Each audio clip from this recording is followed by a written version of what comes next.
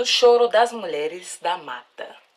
Falar de Preta Paulina é trazer à luz a pranto silenciada das nossas ancestrais, e falar dela é falar do número de mulheres indígenas que foram sequestradas, forçadas a casamentos ou concubinatos pelos invasores colonizadores. Este número é estatisticamente incalculável, mas os historiadores são unânimes. Foram centenas de milhares, e essas violências foram a base demográfica da formação da população brasileira, né? Então, querendo ou não, que a gente também tem a parte do nossa ancestralidade, é difícil falar essa palavra, né? E o terrível e famoso termo pega no laço. As mulheres eram capturadas em entradas e bandeiras, expedições, né, de caça indígena.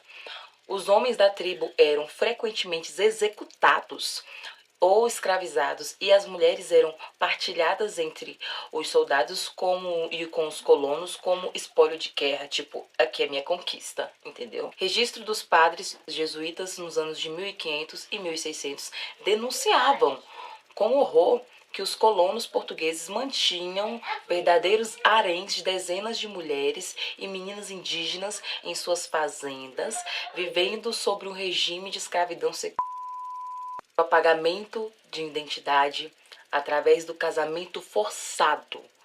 A igreja e a coroa forçavam o casamento. Funcionava como uma engrenagem de destruição à cultura. A mulher indígena passava pelo batismo obrigatório logo de imediato quando isso ocorria.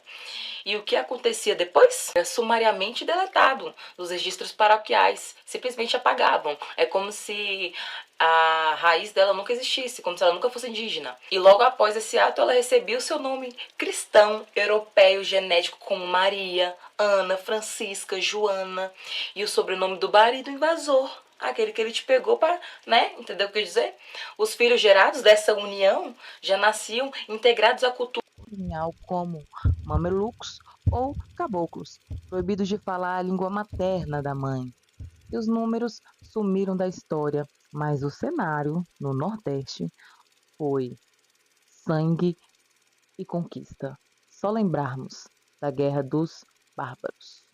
Foi quando os fazendeiros resolveram expandir as terras e invadir as terras indígenas. Mas houve resistência dos tapuias, tá? Como os janduís, baiacus e canidés, tá? Os canidés, após décadas de resistência heróica, viram-se encurralados e foram forçados a assinar um tratado de paz.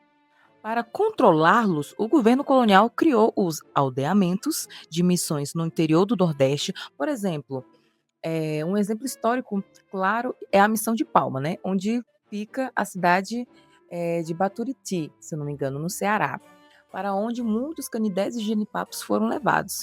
Mas prestem atenção numa coisa, o homem branco, ele tentou apagar na força bruta, só que o nosso povo, meu bem, guardou no sagrado. A nossa Paulina é um ponto central da memória sagrada e da ancestralidade do Nordeste.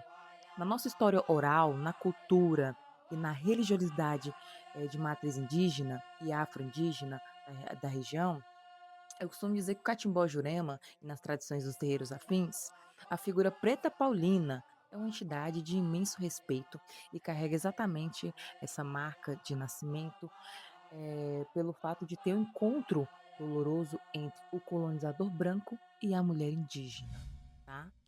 A herança dela se resume perfeitamente à transição violenta do sertão e à mistura de sangues que discutimos anteriormente.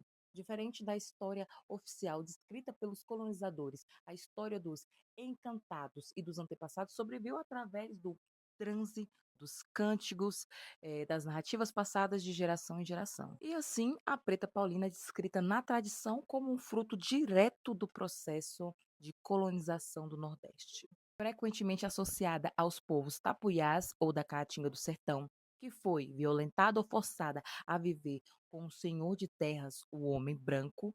O termo preta ou preta velha, neste contexto da Jurema Sagrada, muitas vezes se confunde com a vivência do cativeiro e do trabalho forçado. Tá?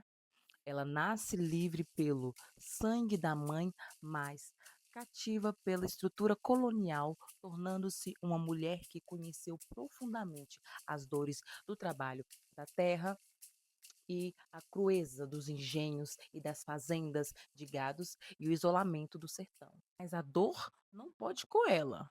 Na cosmologia da Jurema, nascida do contato entre os saberes das ervas e os espirituais dos tapuias ou tupis, e o misticismo africano e católico, a Preta Paulina não morreu. Ela se encantou quando uma figura histórica sofreu muito nesta terra, mas acumulou uma sabedoria ancestral gigantesca sobre ervas, as curas e o sofrimento humano, a tradição já diz que ela vai para o reino do Juremar, transformando-se em uma energia espiritual. É por isso que, antigamente nas giras e rituais de Jurema e do Catimbó, no Nordeste, quando a Preta Paulina se manifestava, ela trazia características muito marcantes que dialogam com a sua história. A utilização de ervas, tabaco, sendo uma grande conselheira do sertão, como legítima herdeira dos tapuiás, ela trabalhava limpando as energias com a fumaça do cachimbo e com as infusões de cascas de árvores sagradas da caatinga. Ela tinha total conhecimento e dominação das ervas, daquilo que ela fazia. A figura de Preta Paulina é a prova viva de que os povos indígenas do Nordeste se recusaram a deixar sua história sumir nos livros oficiais dos brancos, quando a coroa portuguesa e o Marquês de Pombal, não se esqueça, tentaram apagar os nomes e as origens indígenas dos canidés e tapuias. O povo usou a espiritualidade para imortalizá-las aos descendentes desses povos, e as comunidades de terreiro relembram toda semana de onde vieram do ventre de uma mulher da mata, que apesar de tudo, gerou a força que sustenta o Nordeste até hoje. Então é isso, meus amores. Se você ficou até o final desse vídeo, senta o dedo no like e me segue para os próximos. Um beijo de fumaça da baiana. Bye, bye!